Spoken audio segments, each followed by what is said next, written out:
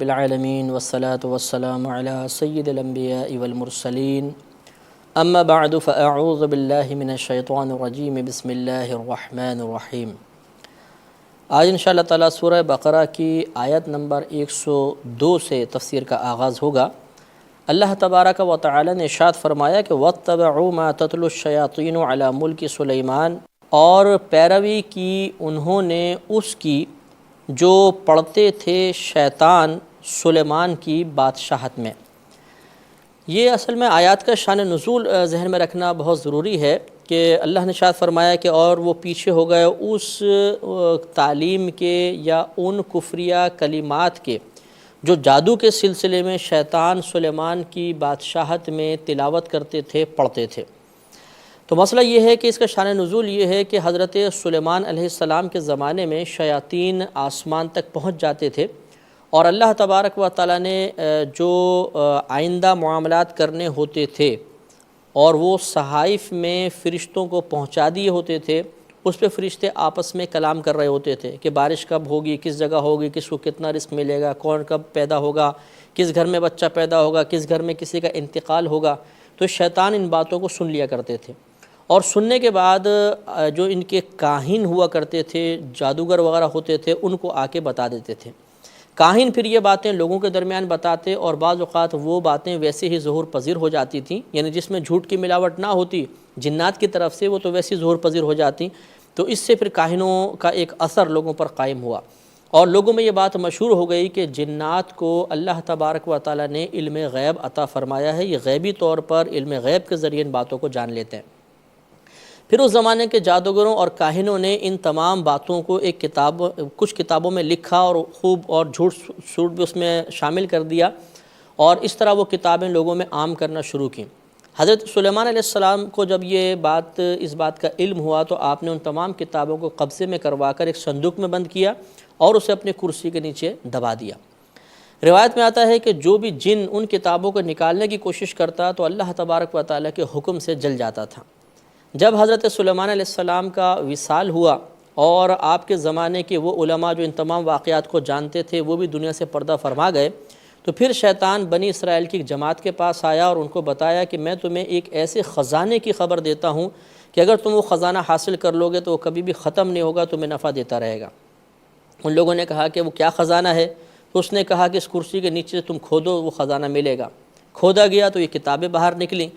تو شیطان نے پھر بنی اسرائیل کو یہ باور کرانے کی کوشش کی کہ حضرت سلیمان علیہ السلام اس کتاب میں لکھے ہوئے جو یہ علوم وغیرہ ہیں، ان کے ذریعے اپنے زمانے میں جنات پر، انسانوں پر، اور درندوں چرندوں پرندوں کے اوپر حکومت کیا کرتے تھے۔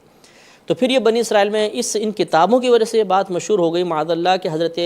سلیمان علیہ السلام ساحر تھے، جادوگر تھے۔ تو جب نبی کریم صلی اللہ علیہ وسلم نے انبیاء علیہ السلام اور مرسلین کا تذکرہ فرمایا، اور ان میں حضرت سلیمان علیہ السلام کا بھی تذکرہ ہوا، تو یہودیوں نے اس پر طعن کیا اور کہا کہ آپ تو کہتے ہیں وہ نبی ہیں، حالانکہ وہ نبی کہاں تھے، وہ تو ایک جادوگر تھے، اور دلیل کے طور پہ انہوں نے ان کتابوں کو پیش کیا۔ تو اس پر یہ آیت کریمہ اللہ تبارک و تعالی نے نازل فرمائی کہ وما کفر سلیمان، اور نہیں کفر کیا سلیمان نے، ولکن الشیاطین کفروا، اور لیکن شیاطین نے کفر کیا، یعلمون الناس السحر، اور یہ لوگوں کو جادو سکھاتے تھے۔ تو اس سے اللہ تعالیٰ نے دفاع فرمایا کہ سلیمان علیہ السلام نے کفر وغیرہ نہیں کیا، کیونکہ ان جو کتابیں تھیں، ان میں جو باتیں لکھی تھیں، ان میں جو علوم جمع کیے گئے تھے، وہ جادو سے متعلق تھے اور کفریہ کلمات پر مشتمل تھے۔ تو اس میں گویا کہ حضرت سلیمان علیہ السلام کا دفاع کیا گیا، آپ کی برات کا اظہار فرمایا گیا۔ مزید ارشاد فرمایا کہ وما انزل علی الملکین ببابل، اور یہ اس علم کے بھی پیچھے پڑے کہ جو نازل کیا گیا دو فرشتوں پر بابل شہر میں، ہاروت و ماروت، یعنی ہاروت اور ماروت پر۔ اس سے پہلے کہ آگے آیت پڑھی جائے، یہ بات یاد رکھیں کہ اللہ تبارک و تعالیٰ نے دو فرشتوں کو عراق کے قریب ایک شہر تھا بابل، اس میں نازل فرمایا تھا۔ ان فرشتوں کا نام ہاروت اور ماروت ہے، اور انہیں اس لیے بھیجا گیا تھا تاکہ یہ لوگوں کو جادو کی تعلیم دیں۔ لیکن یہ جادو کی تعلیم دینا فقط ایک لوگوں کی آزمائش کے لیے تھا، یہ لوگ پہلے لوگوں کو منع کرتے تھے کہ تم ہم سے جادو نہ سیکھو، لیکن اگر کوئی سیکھنے کا اصرار کرتا تو پھر یہ منع کر دیتے تھے کہ اس جادو کو تم نے غلط استعمال نہیں کرنا ہے۔ تو یہ اللہ تعالیٰ کی طرف سے آپ لوگوں کو اس لیے یہاں بھیجا گیا تھا تاکہ آپ لوگوں کو جادو کی حقیقت بتائیں اور ان سے دور رہنے کی تلقین کریں۔ اب اگر کوئی اس جادو کو سیکھتا تو سیکھنے کے بعد اگر غلط استعمال کرتا اسے، یا اس کو استعمال کرنے کا واقعی ارادہ رکھتا، دفاع کے لیے استعمال نہ کرتا، تو یہ کفر ہوتا تھا۔ اور اگر کوئی اس کو بالکل نہ سیکھتا یا سیکھتا فقط اپنے دفاع کے لیے، حفاظت کے لیے، یا جادو کی حقیقت سیکھنے کے لیے، تو وہ مومن رہا۔ تو یہ اللہ تبارک و تعالیٰ نے بیان فرمایا، اور ہاروت اور ماروت کو نازل کرنے کا مقصد بیان فرمایا کہ ان کو آسمان سے اسی لیے اتارا گیا تھا تاکہ لوگوں کو جادو کی تعلیم دیں، لیکن یہ تعلیم دینا یا ان کو اتارا جانا اور باقاعدہ لوگوں کو جادو سے روکنا، یہ سب اللہ تعالیٰ کی طرف سے آزمائش کے لیے تھا۔ جیسے دنیا میں اللہ تعالیٰ نے بہت سارے اسباب پیدا فرمائے، بہت سارے گناہ پیدا فرمائے، لیکن یہ پیدا فرمانا اس لیے نہیں تھا کہ لوگ اس میں مشغول ہو جائیں، بلکہ ہماری آزمائش کے لیے ہے کہ ان سے بچنے کا حکم ہے۔ لہذا اسی طریقے سے یہاں پہ اللہ تبارک و تعالیٰ نے ہاروت اور ماروت کو نازل فرمایا اور انہیں جادو سکھایا کہ یہ لوگوں کو سکھائیں، لیکن ان لوگوں کو وہ منع کرتے تھے کہ پہلی بات تو تم سیکھو نہیں، اگر سیکھو تو اس کو غلط استعمال نہ کرو۔ لہذا آگے ارشاد فرمایا کہ وما يعلمان من احد، اور یہ دونوں کسی کو بھی جادو نہیں سکھاتے تھے، حتیٰ یہاں تک کہ یقولا، یہ دونوں کہہ دیا کرتے تھے کہ انما نحن فتنہ، کہ محض ہم تو ایک آزمائش کے لیے ہیں، فلا تکفر، تو تم کفر مت کرنا۔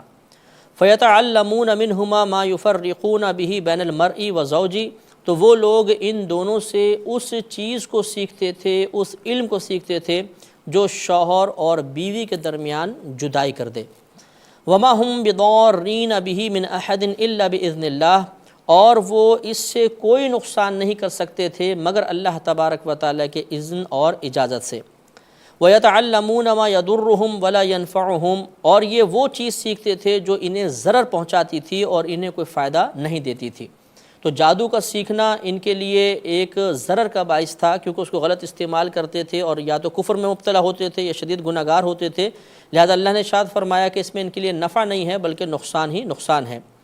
وَلَقَدْ عَلِمُوا لَمَنِ اشْتَرَاهُ مَا لَهُ فِي الْآخِرَةِ مِنْ خَلَاقٍ، اور بے شک یہ خوب جانتے ہیں کہ جو اس کو حاصل کرے گا، جو اس کو خریدے گا، اس کا آخرت میں کوئی حصہ نہیں ہے۔ وَلَبِئْسَ مَا شَرَوْا بِهِ أَنفُسَهُمْ، اور یقیناً بہت برا ہے جس کے بدلے انہوں نے اپنے آپ کو بیچ دیا۔ لَوْ كَانُوا يَعْلَمُونَ، کاش یہ جانتے۔ وَلَوْ أَنَّهُمْ آمَنُوا وَاتَّقَوْا لَمَثُوبَةٌ مِّنْ عِندِ اللَّهِ خَيْرٌ، اور اگر بے شک وہ ایمان لاتے اور تقوی اختیار کرتے تو اللہ تبارک و تعالیٰ کے ہاں اس کا بہتر بدلہ پاتے۔ لَوْ كَانُوا يَعْلَمُونَ، کاش یہ اس کو جانتے۔ تو یہ معلوم ہوا کہ اللہ تبارک و تعالیٰ بسا اوقات بہت سی چیزیں اس لیے پیدا فرماتا ہے جو فی نفسی ہی بری ضرور ہوتی ہیں، لیکن اللہ تعالیٰ اس میں آزمائش کو پوشیدہ فرما دیتا ہے تاکہ لوگ ان چیزوں کی برائی سے بچیں۔ تو یہاں چونکہ ضمناً جادو کا تذکرہ آیا تو جادو کے بارے میں کچھ باتیں انشاءاللہ ہم عرض کریں گے، اور ہاروت اور ماروت کے بارے میں ایک جو غلط روایت مشہور ہے اس کے بارے میں بھی انشاءاللہ نشاندہی کی جائے گی۔ یاد رکھیے کہ جادو کا سحر، عربی میں جادو کہتے ہیں تو لغوی معنی تو جادو کرنا ہوتا ہے، اور شرعی لحاظ سے اس کا مطلب یہ ہوتا ہے کہ جادو اس کام کو کہتے ہیں کہ جسے انسان خود نہ کر سکے بلکہ شیطان کی مدد اور اس کا قرب حاصل کرنے کے بعد ہی وہ کام ہو سکتا ہو، اور اس کام کے لیے شیطان کے شر اور نفس کی خباثت سے استعانت لی جاتی ہے، مدد لی جاتی ہے، اسے سحر کہتے ہیں۔ تو گویا کہ جادو ایک ایسے عمل کا نام ہوتا ہے کہ جو انسان خود نہیں کر سکتا جب تک شیطان کا قرب اور اس کی مدد شامل حال نہ ہو، اور اس میں گندے اور خبیث کام کرنے پڑتے ہیں، تب کہیں جا کے انسان جادو کر سکتا ہے۔ تو چونکہ اس میں خباثت موجود ہے لہذا اللہ تبارک و تعالیٰ نے اس کام سے منع فرمایا۔ جادو کرنے کا شرعی حکم اچھی طرح یاد رکھیے کہ جادو کرنا یا کروانا یہ اگر کلمات شرک و کفر سے خالی ہو تو گناہ کبیرہ ہے، اور اگر اس میں کفریہ اور شرکیہ کلمات شامل ہوں تو جو یہ کرے گا اور جو اس کے کروانے پر راضی ہوگا وہ دونوں دائرہ اسلام سے خارج ہو جائیں گے۔ بخاری شریف جلد نمبر 1 صفحہ نمبر 388 پر حضرت ابو ہریرہ رضی اللہ تعالیٰ عنہ سے روایت ہے کہ نبی کریم صلی اللہ علیہ وسلم نے ارشاد فرمایا کہ 7 ہلاک کرنے والے کاموں سے بچو۔ صحابہ کرام علیہم الرضوان نے عرض کیا رسول اللہ صلی اللہ علیہ وسلم وہ ہلاک کرنے والے کام کون سے ہیں؟ تو ارشاد فرمایا کہ نمبر 1 اللہ تعالیٰ کے ساتھ شرک کرنا، دوسرا جادو کرنا، تیسرا ناحق قتل کرنا، چوتھا سود کھانا، پانچواں یتیم کا مال کھانا، چھٹا میدان جہاد سے پیٹھ پھیر کر بھاگنا، اور ساتواں مسلمان پاک دامن عورت پر زنا کی تہمت لگانا۔ تو گویا کہ اس بخاری شریف کی روایت میں نبی کریم صلی اللہ علیہ وسلم نے جادو کرنے کو ہلاک کرنے والے کاموں میں سے قرار دیا ہے۔ لہذا جو اگر جادو کرے اور جیسے آپ کو بتایا کہ کفر و شرک کلمات سے خالی ہو تو ضرور گناہ کبیرہ ہوگا، اور اگر شرک اور کفریہ کلمات اس میں شامل ہیں تو پھر وہ شخص کافر ہو جائے گا۔ اور یہ یاد رکھیں کہ جادو کا سیکھنا اور سکھانا یہ دونوں حرام ہوتے ہیں، نہ جادو سیکھ سکتے ہیں نہ سکھا سکتے ہیں۔ اب یہ جو ہاروت اور ماروت کا ذکر ہوا، ان کے بارے میں ایک غلط روایت مشہور کر رکھی ہے کہ یہ 2 فرشتے تھے، آسمان سے انہوں نے جھانکا تو دیکھا کہ لوگ آپس میں جو مطلب انسان ہیں، کوئی گناہ کر رہا ہے، کوئی قتل و غارت کر رہا ہے، تو ان فرشتوں نے اللہ تعالیٰ کی بارگاہ میں عرض کی کہ یا رب کریم تو نے انسان کو آخر کیوں اپنے دست قدرت سے پیدا فرمایا، دیکھ زمین پہ جا کے کتنا فتنہ فساد کر رہا ہے۔ تو اللہ تعالیٰ نے ارشاد فرمایا کہ اگر تمہارے ساتھ بھی نفس ہوتا تو تم بھی ایسا کرتے۔ تو اس پر انہوں نے کہا کہ اگر تو ہمارے ساتھ نفس کو پیدا کر دے ہم پھر بھی تیری اطاعت کریں گے۔ تو اللہ تعالیٰ نے ان دونوں فرشتوں کو دنیا میں اتار دیا، ان کے ساتھ نفس پیدا کر دیا، اور پھر دنیا میں آ کر ان سے معاذ اللہ زنا کا صدور بھی ہوا، انہوں نے شراب بھی پی، بچے کو قتل بھی کیا، اور وہ ایک زہرہ نامی عورت کا قصہ منسوب کر دیا گیا۔ تو جتنے بھی محققین علماء ہیں ان سب نے اس کا انکار کیا ہے کہ اس قسم کی کوئی روایت بیان نہ کی جائے، یہ غلط روایات ہیں اور فرشتوں کا اس کے اندر غلط انداز سے ذکر کیا گیا ہے، لہٰذا اس سے اجتناب لازم ہے۔ تو اس سے یہ معلوم ہوا کہ اللہ تبارک و تعالیٰ نے جادو سکھانے کے لیے ان دونوں کو ضرور دنیا کے اندر بھیجا تھا، اور وہ اس زمانے کے لوگوں کے لیے آزمائش تھی۔ تو گویا کہ اس میں سمجھایا جا رہا ہے کہ بنی اسرائیل نے، یعنی یہ بعد میں یہود نے بھی ان چیزوں کو اختیار کیا اور جادو وغیرہ کو اختیار کر کے، بلکہ ایک روایت کے مطابق نبی کریم صلی اللہ علیہ وسلم پر بھی جادو کرنے کی کوشش کی گئی، اور بعض روایت کے مطابق ہو بھی گیا تھا جادو، جس کی تفصیل انشاءاللہ ہم مناسب موقع پر عرض کریں گے۔ تو یہ اس جادو کو استعمال کرتے تھے، تو اللہ تبارک و تعالیٰ نے ان کو اس سے منع فرمایا، اس کے لیے یہ آیات نازل ہوئیں۔ آگے اللہ تعالیٰ نے ارشاد فرمایا کہ یا ایھا الذین آمنوا، اے ایمان والو، لا تقولوا راعنا، تم راعنا مت کہو، وقولوا انظرنا، اور تم انظرنا کہو، واسمعوا، اور پہلے ہی سے غور سے سنو، وللکافرین عذاب علیم، اور کافروں کے لیے دردناک عذاب ہے۔ اس آیت کا شان نزول یہ ہے کہ نبی کریم صلی اللہ علیہ وسلم کی بارگاہ میں صحابہ کرام حاضر ہوتے، اور نبی کریم صلی اللہ علیہ وسلم اللہ تعالیٰ کا جو پیغام تھا، احکام تھے، وہ انہیں سکھایا کرتے تھے۔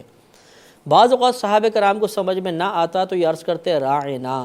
یا رسول اللہ صلی اللہ علیہ وسلم ہماری رعایت فرمائیے، یعنی دوبارہ اس بات کو بیان کر دیجئے۔ تو بعض اوقات وہاں پہ یہود بھی بیٹھے ہوتے تھے، تو یہود بھی راعنا کہتے تھے، اور یہود کی لغت میں راعنا کا مطلب ہوتا تھا ہمارے چرواہے، اور ایک روایت کے مطابق اس کا معنی ہمارے، یہ احمق کے معنی میں بھی یہ لوگ استعمال کرتے تھے یہود کی لغت میں۔ تو حضرت سعد بن معاذ رضی اللہ تعالیٰ عنہ یہود کی اس لغت سے واقف تھے، تو صحابہ کرام تو ادباً عرض کرتے راعنا، یا رسول اللہ ہماری رعایت فرمائیے، اور یہود جو تھے یہ شرارتاً کہتے تھے راعنا ہمارے چرواہے۔ تو سعد بن معاذ رضی اللہ تعالیٰ عنہ نے ایک یہودی کو جب اس طرح کہتے ہوئے سنا تو آپ نے تلوار کھینچ لی اور کہا میں تیری گردن اڑا دوں گا، اگر تو نے نبی کریم صلی اللہ علیہ وسلم کی بارگاہ میں آئندہ ایسی گستاخی کی تو مجھ سے برا کوئی نہیں ہوگا۔ اس پر اس یہودی نے کہا کہ آپ ہمیں منع کر رہے ہیں، حالانکہ آپ کے مسلمان بھی تو راعنا کہتے ہیں۔ اس پر سعد بن معاذ رضی اللہ تعالیٰ عنہ افسردہ ہو کر نبی کریم صلی اللہ علیہ وسلم کی بارگاہ میں حاضر ہوئے، آپ نے وجہ دریافت کی، انہوں نے تمام معاملہ عرض کیا، اس پر یہ آیت نازل ہوئی کہ اللہ تعالیٰ نے ارشاد فرمایا کہ اے ایمان والو تم راعنا مت کہو اور انظرنا کہو، یعنی یا رسول کریم صلی اللہ علیہ وسلم آپ ہم پر نظر کرم فرمائیے، نظر شفقت فرمائیے، واسمعوا، اور پہلے سے ہی غور سے سنو تاکہ تمہیں اس قسم کے کلام کرنے کی ضرورت ہی پیش نہ آئے، وللکافرین عذاب علیم، اور کفار کے لیے دردناک عذاب ہے۔ تو اس آیت سے یہ معلوم ہوا، دو تین باتیں اس میں معلوم ہوئیں۔ ایک بات تو یہ کہ راعنا کا لفظ صحابہ کرام علیہم الرضوان کے ہاں بھی مستعمل تھا اور اس کا ایک اچھا معنی تھا، لیکن یہود کی لغت میں اس میں بے ادبی والا معنی پوشیدہ تھا، تو نبی کریم صلی اللہ علیہ وسلم کے لیے اس لفظ کے استعمال کو منع کر دیا گیا۔ گویا کہ ایسا لفظ کہ جس میں ایک صحیح معنی بھی ہو لیکن بے ادبی کا شائبہ بھی اس میں موجود ہو، تو اسے نبی کریم صلی اللہ علیہ وسلم کے لیے استعمال کرنا شرعاً ممنوع ہوتا ہے۔ لہٰذا جب ایسا لفظ کہ جو صراحتاً برائی کے لیے نہیں ہے بلکہ اس میں کوئی برا پہلو موجود ہے نبی کریم کے لیے استعمال کرنا منع ہے، تو پھر براہ راست نبی کریم پر طعن و تشنیع کرنا، آپ کے لیے کوئی نازیبہ کلمہ بیان کرنا، یہ بدرجہ اولیٰ ممنوع ہوگا۔ اور اس سے یہ بھی معلوم ہوا کہ ہر ایسے لفظ کو ترک کرنا ہوگا، ہر ایسی چیز کو ترک کر دینا چاہیے جس میں نبی کریم صلی اللہ علیہ وسلم کے لیے بے ادبی کا پہلو نکلتا ہو، اور اس کی جگہ کوئی اور اچھا لفظ، کوئی اور اچھا عمل اختیار کرنا ہم پر لازم ہوگا۔ اور آگے جو فرمایا کہ وَلِلْكَافِرِينَ عَذَابٌ علیم، اس سے یہ معلوم ہوا کہ جو اس قسم کی بے ادبی کا جان بوجھ کر مرتکب ہوگا تو وہ کافر ہوگا اور اس کے لیے آخرت میں دردناک عذاب ہے۔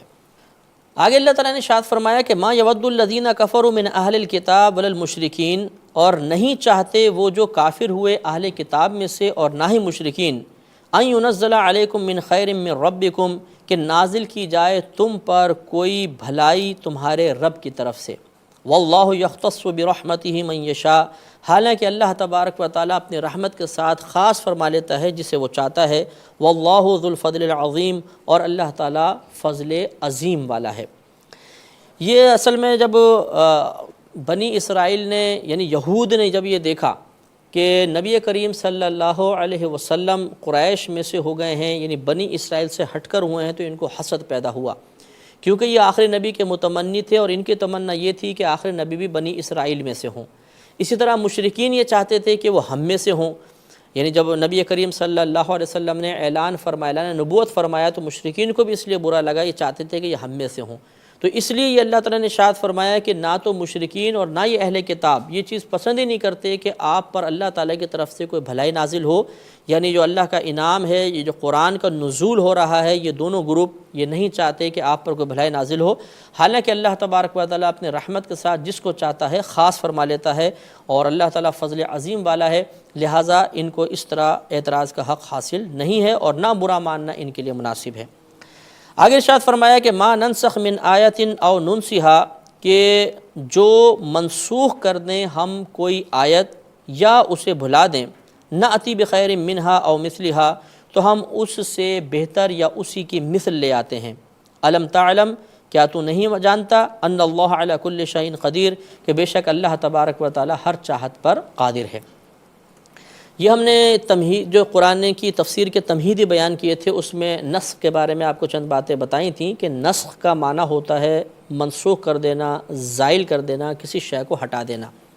اور شرعی لحاظ سے نسخ کا معنی یہ ہوتا ہے کہ کسی حکم شرعی کی مدت کو بیان کر دینا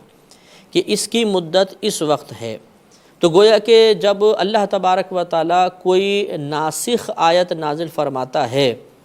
پچھلی آیت کو منسوخ فرما دیتا ہے، تو اس کا مطلب یہ ہوتا ہے کہ اس بات کی خبر دینا مقصود ہے کہ ایک حکم ایک مخصوص مدت کے لیے تھا اور اس حکم کی اب مدت پوری ہو چکی، اب نیا حکم جاری ہوگا۔ تو گویا کہ اللہ تبارک و تعالیٰ کی طرف سے کسی آیت کو منسوخ کر دینا یہ اس وجہ سے نہیں ہوتا معاذ اللہ کہ پہلے والا جو حکم تھا وہ غلط تھا یا باطل تھا یا اس میں کچھ کمی یا کجی تھی، نہیں، بلکہ اس کا مطلب یہ ہوتا ہے کہ اللہ تبارک و تعالیٰ ایک حکم کی ایک مخصوص مدت بیان فرمانا چاہتا ہے اور یہ ہمیں باور کرانا چاہتا ہے کہ اس حکم کا اب اختتام ہو چکا ہے، اس کی مدت پوری ہو چکی ہے، اب نیا حکم وارد ہوگا۔ آگے ارشاد فرمایا کہ الم تعلم ان اللہ لہ ملک السماوات والارض، کیا تو نہیں جانتا کہ بے شک اللہ تبارک و تعالیٰ کے لیے ہی آسمانوں اور زمین کی بادشاہت ہے۔ وما لکم من دون اللہ من ولی ولا نصیر، اور تمہارے لیے اللہ تبارک و تعالیٰ کے علاوہ کوئی حمایتی اور کوئی مددگار نہیں ہے۔ تو گویا کہ حقیقتاً مدد کرنے والا، حقیقتاً امداد کرنے والا، نصرت دینے والا وہ اللہ تبارک و تعالیٰ ہی ہے۔ دنیا کے اندر اگر کوئی ہماری مدد کر بھی رہا ہے تو وہ ایک سبب ہے، وہ ایک وسیلہ بن رہا ہے۔ حقیقتاً اللہ تبارک و تعالیٰ کی ہی امداد ہوتی ہے، اللہ تعالیٰ ہی کرم فرماتا ہے۔ آگے ارشاد ہوا کہ ام تریدون ان تسألوا رسولکم کما سئل موسیٰ من قبل، کیا تم ارادہ رکھتے ہو کہ تم سوال کرو اپنے رسول سے جیسے سوال کیے گئے موسیٰ اس سے پہلے؟ وَمَن يَتَبَدَّلِ الْكُفْرَ بِالْإِيمَانِ، اور جو تبدیل کر دے کفر کو ایمان کے بدلے میں، فَقَدْ ضَلَّ سَوَاءَ السَّبِيلِ، تو تحقیق وہ گمراہ ہو گیا سیدھی راہ سے۔ تو اس میں اللہ تبارک و تعالیٰ نے کثرت سوال سے منع کیا کہ موسیٰ علیہ السلام سے ان کی قوم نے کثرت سے سوالات کیے، تو اس میں ایک ادب سکھایا گیا کہ نبی کریم صلی اللہ علیہ وسلم سے کثرت کے ساتھ سوال نہ کیے جائیں، بلکہ وحی الہی کا ہی انتظار کیا جائے۔ اور صحابہ کرام، یہ روایت ہے، صحابہ کرام کہتے ہیں کہ ہم نبی کریم صلی اللہ علیہ وسلم کی بارگاہ میں حاضر ہوتے تھے اور ہم میں اتنی جرأت نہیں ہوتی تھی کہ ہم نبی کریم صلی اللہ علیہ وسلم سے کوئی سوال کر سکیں، اور ہم اس بات کا انتظار کرتے تھے کہ کاش کوئی دیہاتی صحابی آئیں اور وہ نبی کریم سے سوال کریں اور آپ جواب دیں، اور اس طرح ہمیں اکتساب فیض کا موقع ملے۔ آگے ارشاد فرمایا کہ وَدَّ كَثِيرٌ مِّنْ أَهْلِ الْكِتَابِ لَوْ يَرُدُّونَكُم مِّن بَعْدِ إِيمَانِكُمْ كُفَّارًا حَسَدًا مِّنْ عِندِ أَنفُسِهِم مِّن بَعْدِ مَا تَبَيَّنَ لَهُمُ الْحَقُّ، اور کثیر اہل کتاب میں سے تمنا کرتے ہیں کہ کاش وہ پھیر دیں تمہیں تمہارے ایمان کے بعد کفر کی طرف، حسد کرتے ہوئے اپنے دلوں کے، یعنی اپنے دلوں سے وہ حسد کرتے ہیں اس کے بعد جو ان کے لیے حق ظاہر ہو چکا۔ تو اس میں اللہ تبارک و تعالیٰ نے کفار کے، یعنی خاص طور پہ یہود کے ایمان نہ لانے کی خبر اور وجہ بیان کی کہ یہ اس لیے آپ پر ایمان لے کر نہیں آتے کہ ان کے دلوں میں حسد موجود ہے۔ فَاعْفُوا وَاصْفَحُوا حَتَّى يَأْتِيَ اللَّهُ بِأَمْرِهِ، تو آپ ان سے درگزر کیجئے اور انہیں معاف کیجئے یہاں تک کہ اللہ تبارک و تعالیٰ اپنا کوئی حکم بھیجے۔ ان اللہ علی کل شیء قدیر، بے شک اللہ تعالیٰ ہر چاہت پر قادر ہے۔ تو یہ آیت تو اس وقت کی ہیں جب جہاد کا حکم نازل نہیں ہوا تھا، تو گویا کہ اللہ تبارک و تعالیٰ نے ان کے بارے میں پہلے نبی کریم صلی اللہ علیہ وسلم کو درگزر کا حکم دیا کہ اگر آپ پر ایمان لے کر نہیں آتے تو اس کی وجہ ان کی حسد ہے، اور فی الحال ان سے آپ درگزر سے کام لیجئے، اور یہاں تک کہ جب اللہ تعالیٰ اپنا کوئی مزید حکم نازل نہیں فرماتا۔ آگے ارشاد فرمایا وَأَقِیمُوا الصَّلَاةَ وَآتُوا الزَّکَاةَ، اور نماز قائم کرو اور زکوٰۃ ادا کرو۔ وَمَا تُقَدِّمُوا لِأَنفُسِکُم مِّن خَیْرٍ، اور تم میں سے جو بھی اپنے لیے کوئی بھلائی آگے بھیجے گا، تَجِدُوهُ عِندَ اللَّهِ، تو وہ اسے اللہ تبارک و تعالیٰ کے پاس پائے گا۔ ان اللہ بما تعملون بصیر، بے شک اللہ تبارک و تعالیٰ جو کچھ تم کر رہے ہو اسے دیکھ رہا ہے۔ تو اس میں ہمیں نماز قائم کرنے کا حکم دیا، زکوٰۃ ادا کرنے کا حکم دیا، اور آخرت میں اعمال کا بدلہ ملنے کی اطلاع دی ہے کہ جو ہم بھلائی یہاں سے بھیجیں گے اللہ تبارک و تعالیٰ اس کو محفوظ رکھے گا اور اس کا بہتر بدلہ عطا فرمائے گا۔ اس سے معلوم ہوا کہ جب ہم کوئی نیک عمل کرتے ہیں تو وہ نیک عمل ضائع نہیں ہوتا، بلکہ دنیا میں بسا اوقات اس کا اچھا بدلہ دیا جاتا ہے، اور آخرت میں تو ضرور اللہ تبارک و تعالیٰ کے پاس وہ ہمیں حاصل ہوگا۔ آگے ارشاد فرمایا وَقَالُوا لَن يَدْخُلَ الْجَنَّةَ إِلَّا مَنْ كَانَ هُودًا أَوْ نَصَارَىٰ، اور انہوں نے کہا کہ جنت میں ہرگز داخل نہیں ہوگا مگر جو یہودی ہو یا عیسائی ہو۔ تِلْكَ أَمَانِيُّهُمْ، یہ ان کی من گھڑت باتیں ہیں۔ قُلْ هَاتُوا بُرْهَانَكُمْ إِن كُنتُمْ صَادِقِينَ، آپ فرما دیجئے کہ اچھا اگر تم سچے ہو تو اس پر کوئی دلیل لے آؤ۔ تو یہ بھی ایک قرآن کا عظیم چیلنج ہے کہ اگر یہ جیسے ان کا دعویٰ تھا کہ یہودی اور عیسائی ہی جنت میں جائیں گے تو اس پر کوئی واضح دلیل لے کر آئیں، کوئی توریت کی آیت دکھائیں، کوئی قرآن عظیم کے اندر کوئی ایسی بات دکھائیں، یا اللہ تبارک و تعالیٰ کا کوئی وعدہ ایسا تم سے کیا گیا ہے تو اس کو بتائیں۔ تو معلوم ہوا کہ یہ ایک من گھڑت بات ہے۔ تو اس میں بھی یہود اور عیسائیوں کا رد کیا گیا اور ثابت کر دیا گیا کہ اب اگر کوئی داخل جنت ہوگا تو نبی کریم صلی اللہ علیہ وسلم پر ایمان لانا لازم ہے۔ اللہ تعالیٰ ہمیں قرآن پاک سے فیض یاب ہونے کی توفیق عطا فرمائے۔ وآخر دعوانا ان الحمد للہ رب العالمین۔